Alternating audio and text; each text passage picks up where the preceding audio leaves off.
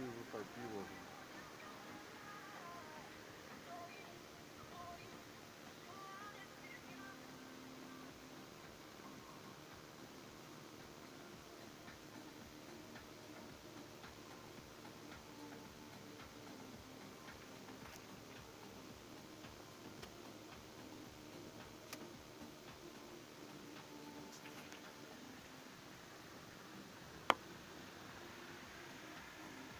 Сейчас обрызгают его.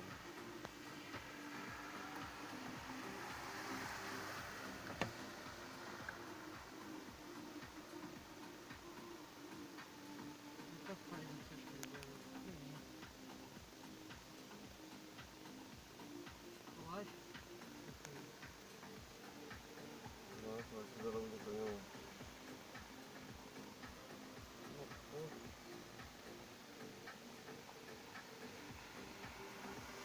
Ты считай, оттуда вся вода сливается, я сюда не дорога.